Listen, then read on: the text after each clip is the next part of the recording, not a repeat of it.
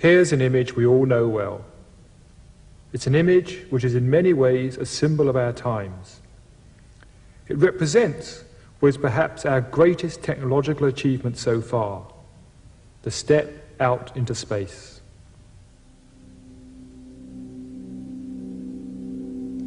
But the picture of our planet also has a far deeper significance. For the first time, we have seen ourselves and the planet from the outside, and the view has changed our feelings about ourselves in an unexpected way. For the early astronauts, the sight of the planet shining in the blackness of space was a profound experience. One of the astronauts who walked on the moon described his view of the Earth as an experience of instant global consciousness. He said, "When you're up there, you're no longer an American citizen or a Russian citizen. Suddenly all those boundaries disappear. You are a planetary citizen." And similar experiences happened to the other astronauts.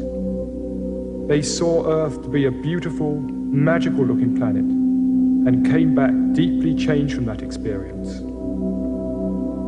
Moreover, they became increasingly aware that all was not well back on Earth, and they came back wanting to help in one way or another. The pictures they returned with also had a deep effect on many of us back on Earth. For many people, it's an image which brings forth feelings of wonder and of awe, feelings of connection and of being part of something greater.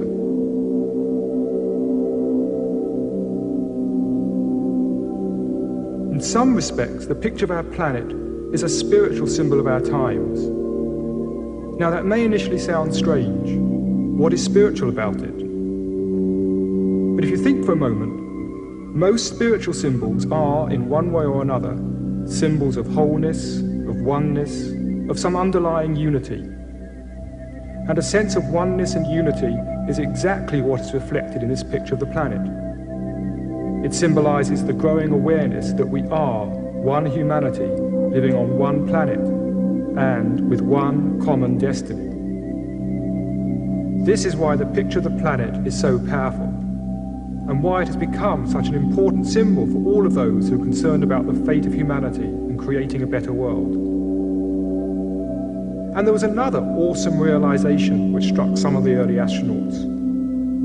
Looking back at the Earth, it seemed that maybe the whole planet is a single living organism. Until we took the step out into space, we had only seen the planet from close up. Even when you're 10 miles up in a plane, you're still only seeing a very tiny part of it. In some respects, we could compare ourselves to fleas living on an elephant. Now, being scientific fleas, they have studied the skin, measured how deep it is, looked for the sweaty bits, found the hairy bits, and generally mapped out the elephant. Then, one day, one of these fleas takes a huge leap off, 50 feet away, and looking back at the elephant wonders, could this elephant actually be a living organism in its own right? We have been taking a similar huge leap back. From 100 miles to 1,000 miles,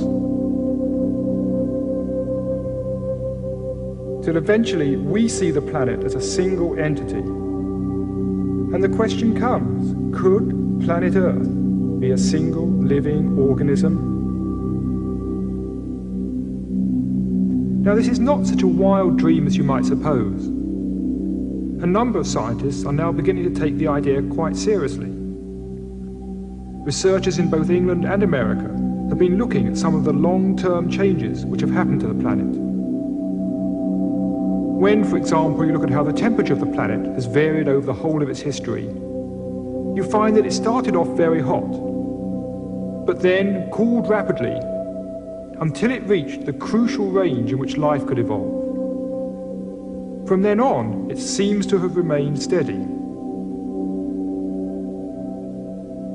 Now that's strange, because theoretically, it should sooner or later have started rising again, becoming far too hot for life to continue.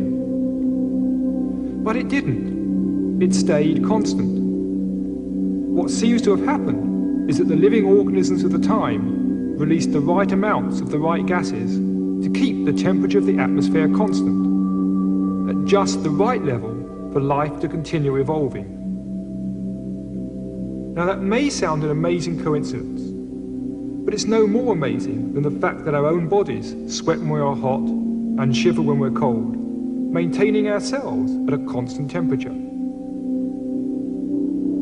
The salt content of the sea also shows an interesting degree of self-regulation. Salt is continually washed off the land into the sea, and at such a rate that it would take only 80 million years for the oceans to reach their present concentration. So theoretically, the oceans should by now have become one huge dead sea. But they haven't. In fact, the salt content has remained remarkably steady. Somehow, small organisms in the sea have absorbed just the right amount of salt to keep it constant. These are just two of many examples which have led scientists to propose that all the living organisms on the planet together function as one huge self-regulating system, a theory known as the Gaia hypothesis, spelled G-A-I-A, after this lady, who is the Greek Earth Mother goddess, Gaia.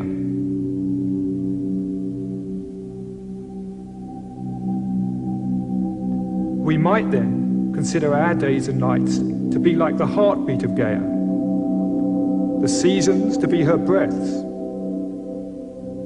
the tropical rainforests resemble the lungs, and the oceans are like the circulatory system. So, if the whole planet does behave like a huge living system, what, we might then ask, are we doing here? What is humanity's function in this system? To get some perspective, let's go back and look at how we came to be here, at the whole evolutionary process which has led to us. According to current scientific theory, the universe started with a big bang. Pure energy, light. In the beginning, there was light, something science and religion actually agree upon. Then this energy quickly condensed into electrons and protons, the first elementary particles. And then these very simple particles began combining to form the first simple atoms, which themselves began collecting together to form more complex atoms,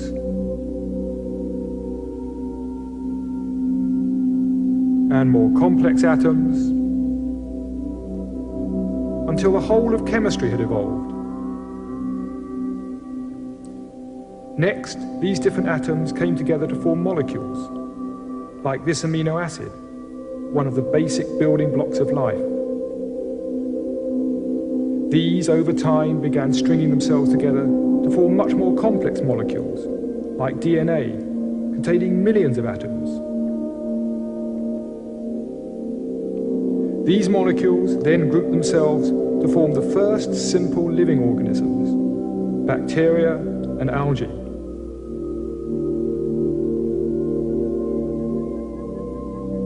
Over time, these too collected together to form multicellular organisms, simple sponges, and the first plants.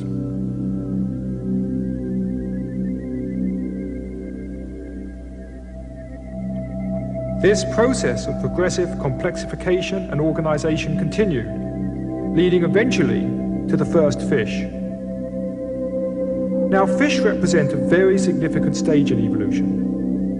For fish were the first creatures with a skull and a spinal cord, and inside was the delicate nervous system, which now, for the first time in history, was protected by a case of bone.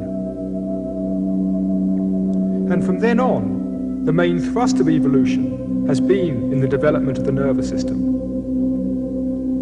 As we move on up through evolution, the external changes are very clear.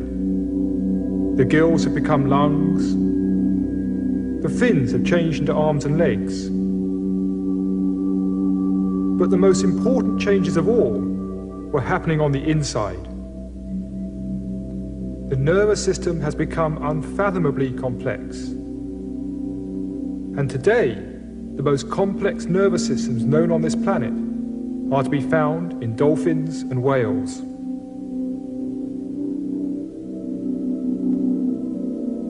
The fact that they have more complex brains than our own suggests that they might be more intelligent than us. Though what they do with that increased capacity, we do not as yet really know. Leaving them aside for now, let us consider the second most complex nervous system on this planet, the human nervous system. One of the unique attributes of the human mind is our ability to study the world around and understand it. It is this which underlies our science, our technology, and the whole of human culture. We are, as we have seen, the product of this long evolutionary journey, through the evolution of matter and stars, through the evolution of life and simple organisms, to the stage where now, with us, evolution has reached the crucial stage of complexity whereby it can look back on the universe. Whether we are studying a stone, a leaf, or looking out into the heavens, we are the universe's way of beginning to explore itself. We are a star's way of exploring the stars. And the same can be said of our inner reflections. When we turn our attention inwards and begin to explore our own minds and discover deeper levels within ourselves, we are the universe beginning to investigate its inner dimensions.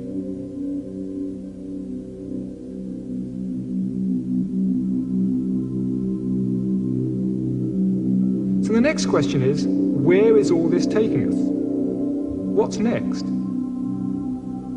In the long term, over millions of years, we will probably see various physical changes, such as our brains growing even larger. But there are other evolutionary developments happening a lot more quickly. One of the dominant trends of evolution has been a progressive linking of smaller units into larger and larger units. This suggests that the next stage might involve human beings themselves linking together in some way. Indeed, this process has already begun. It's what we call civilization. The organization of the streets in this Danish village is very similar to the way the first multicellular organisms developed in the sea. This is Sun City, Arizona. The pattern here is similar to a growing fetus. And this tendency of people coming together into larger units is also happening at a much higher level. We can see it in the Union of the States in the USA and the USSR, and the coming together of the EEC in Europe. This is the natural drift of evolution, and its end result would seem to be the whole of humanity beginning to function as one single community. As well as this linking at a physical level, we are also beginning to link together at a deeper level. As a result of the information explosion, telecommunications, and the birth of computer networks, we are beginning to exchange information with each other wherever we may be. We are beginning to share our thinking. We are beginning to connect up mentally. We are beginning to link mind to mind. And as we begin to understand each other, an even deeper level of linking is occurring. A linking of soul to soul. We are beginning to appreciate our essential unity and oneness. So the next stage of evolution could be humanity beginning to link together, physically and mentally, beginning to work and function on many different levels as an integrated system.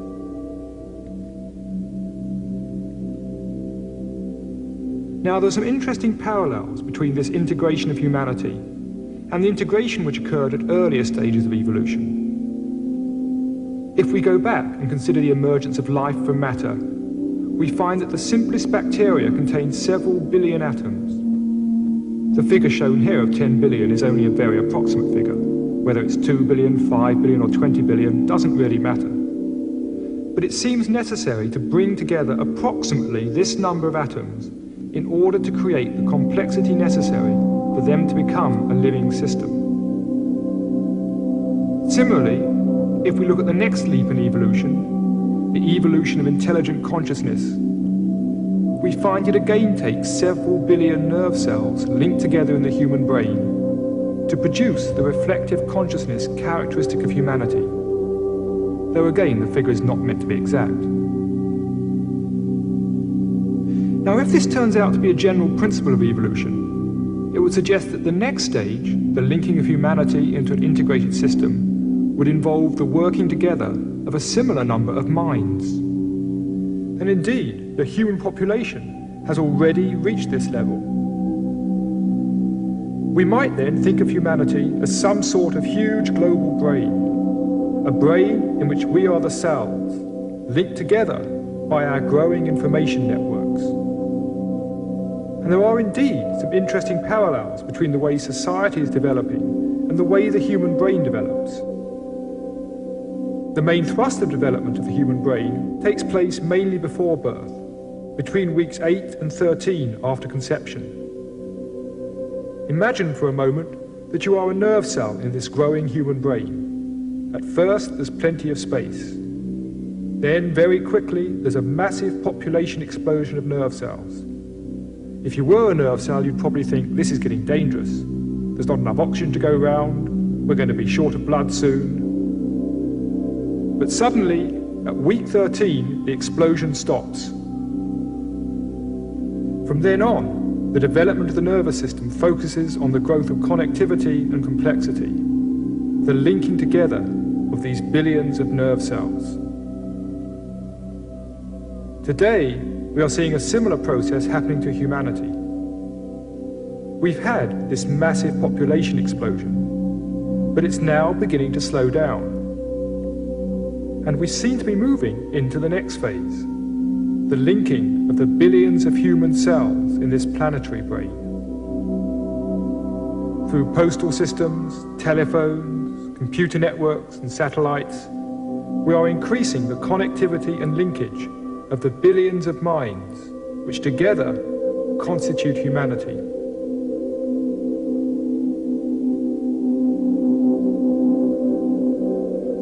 Now, all that I've spoken of so far is the good news.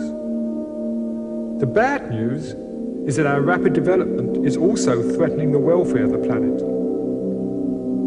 In some respects, we seem to be very much like a planetary cancer. It's interesting that if you take a photograph of a city from the air and look at the way the city spreads out into the environment, it's very reminiscent of the way a cancer grows in the body. This, for example, may look like Los Angeles from the air, but it's not. It's actually a cancerous tissue in the human body. But take a good look at it. Notice how it's growing. And then compare it with this.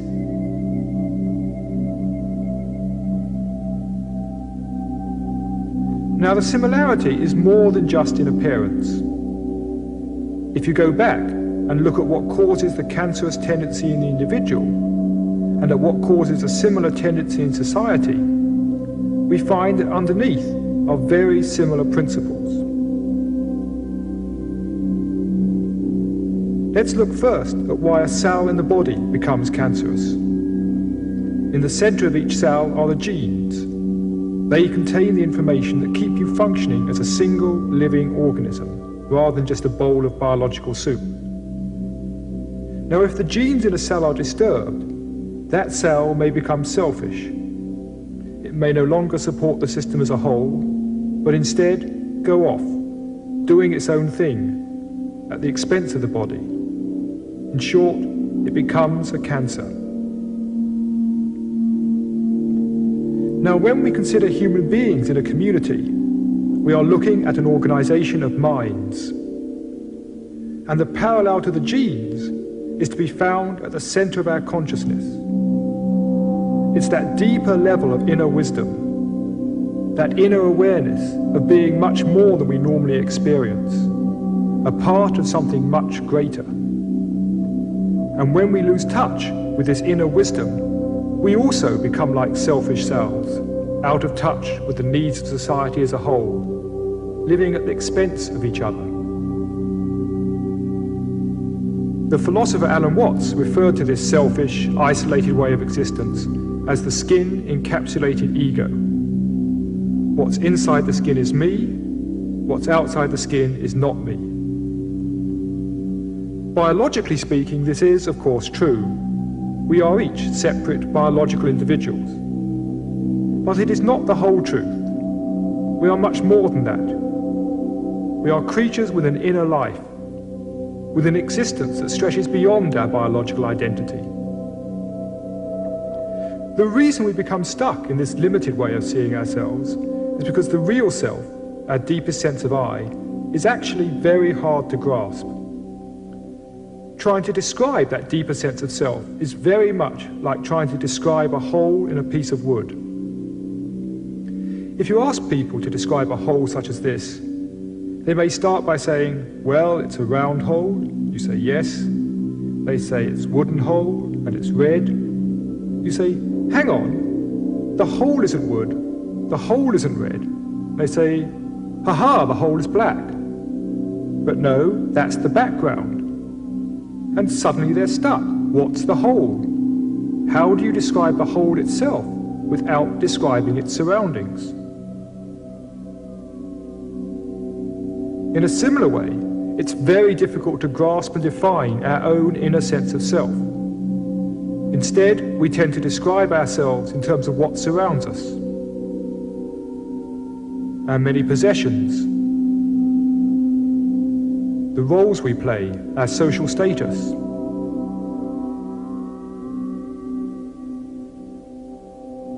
Our beliefs, both scientific and religious.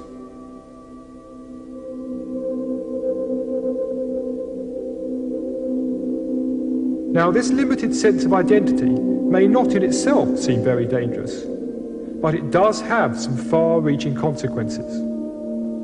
It turns out that many of the ways in which we mistreat and abuse the environment stem from our seeing the world as separate from ourselves. We may take fairly good care of what is inside the skin, but we don't care nearly so well for what is outside the skin. As the late Gregory Bateson said, if this, meaning this me versus the world attitude, if this is your estimate of your relationship to nature, and you have an advanced technology, your likelihood of survival will be that of a snowball in hell. You will die either of the toxic byproducts of your own hate, or simply of overpopulation and overgrazing.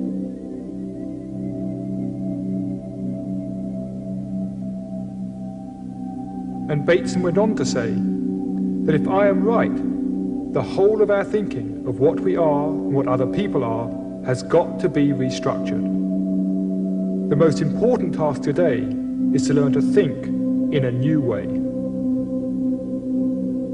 I would actually go a step further and say the most important task is to be in a new way, to experience, to be conscious in a new way. We need to make the shift from this, the skin-encapsulated model of the self, to this, what some have referred to as leaky margins. The boundaries are still there, but they are much less solid. In addition, we now experience a greater oneness with the world outside. Such a shift of consciousness could play an important part in the next stage of our evolution. If we go back and look at the previous major steps in evolution, we can see that each stage became a platform for the next. Energy led to matter, matter led to life, and now life has led to consciousness. Thus, the spearhead of evolution is now the human mind.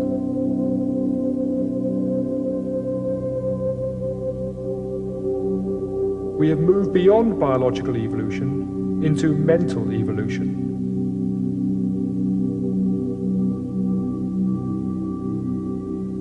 Thus it is not changes in our bodies which will now determine the future, so much as changes in our thinking, changes in our perception, changes in our attitudes.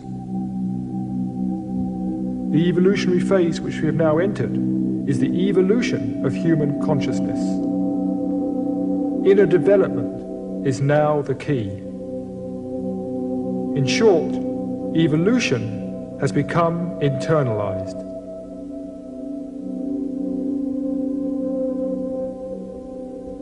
And these changes are happening much faster than we might at first suspect. Recent data shows that inner evolution may soon become very widespread in our society. If we look back at the past distribution of human employment in the West, we see that the major focus for centuries was agriculture. Most people were employed on the land. That continued up until 1900, when a new curve took over: industry. Industrial work became the dominant use of human time. We entered the industrial age. And the industrial age continued until 1975, when a new curve took over: information processing. And we are now very much in the information age.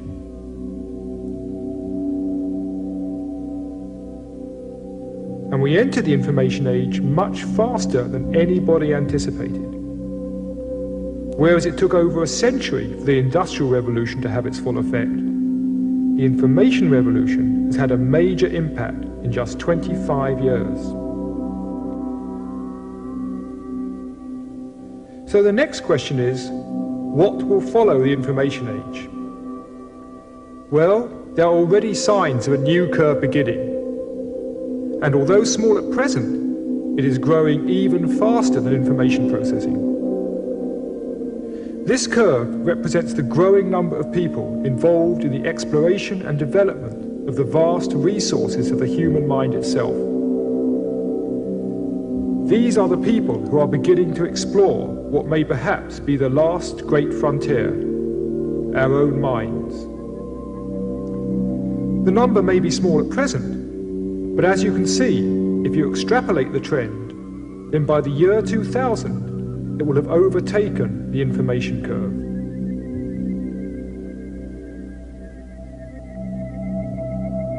What we would then see is a very major shift in values, as more and more people discover a deeper sense of unity and purpose, and, letting go of their petty, selfish ways, beginning to function more in tune with humanity and the planet as a whole.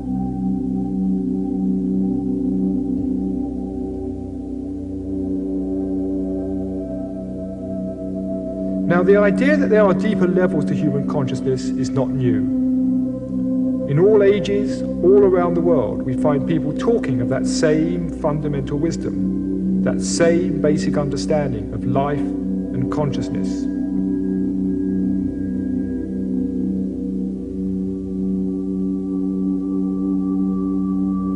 Here I've symbolized these different people at different times by different colored dots. Now, when any particular teacher died, his message was forced to spread by word of mouth or be written down on parchments, with the result that as his ideas began to spread around the world, they inevitably became distorted and absorbed by the culture of the time, with the result that very little now remains of the original wisdom. But today we are in very different circumstances. Firstly, hundreds upon thousands of people are beginning to discover the hidden potentials of the human soul. And secondly, books, tapes, television, computer networks, in short, the whole information revolution, has given us the means to share these discoveries with each other, without the information suffering the distortion and misunderstanding that was inevitable in the past.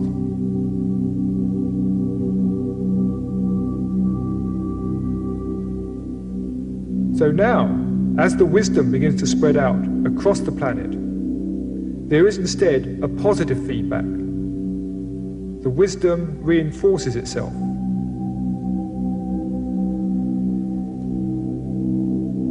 Rather than dissolving, the wisdom builds upon itself. Such an inner awakening could be the crucial ingredient in the linking of humanity into an integrated society. A society in which we are linked spiritually through an awareness of our inner unity, an awareness that we are all part of something greater. And at the same time, gaining a greater awareness of our individual potentials and uniqueness. A synthesis of greater individuality along with greater community.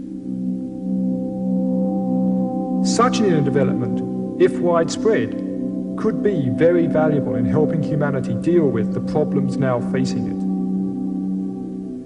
We are clearly in a time of crisis, but most of us think of crisis as bad. But maybe we have something to learn from the Chinese on this. Their word for crisis, wei qi, means two things.